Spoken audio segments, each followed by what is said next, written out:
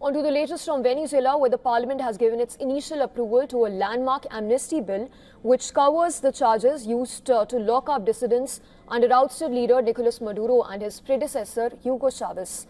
However, the bill does not cover serious human rights abuses committed during the 27 years of socialist rule. The legislation has been designed to move beyond nearly 3 decades of state repression, represents an early milestone in Venezuela's transition after Maduro's removal. The amnesty law for democratic coexistence also covers treason, terrorism and spreading hate charges. Interim President Delcy Rodriguez hailed Parliament's approval on its first reading, a very important step towards peace and national reconciliation. Today, a very important event took place for Venezuela, the unanimous adoption by all the political forces present in the Assembly in its first reading of the amnesty law, which is a law for peace and national reconciliation. The bill also lifts a ban on running for office for several opposition members, includes Nobel Peace Laureate María Corina Machado. The Parliament Chief, George Rodriguez, who's a brother of acting president and member of Maduro's inner circle, apologized to Venezuelans for crimes committed by the state since Chavez took power in 1999, holding up a photograph of him clutching a crucifix as well.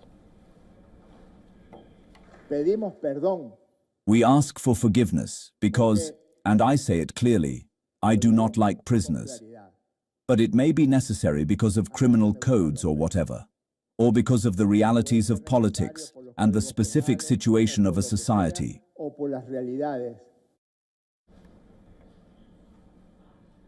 Opposition MP Thomas Guanipa, who has one brother in prison and another under house arrest, said that the bill could mark a new historic chapter for Venezuela. Maduro's son, on the other hand, Congressman Nicolas Maduro Guerra, has added his voice to those calling for unity while saying that Venezuela cannot endure any more acts of revenge.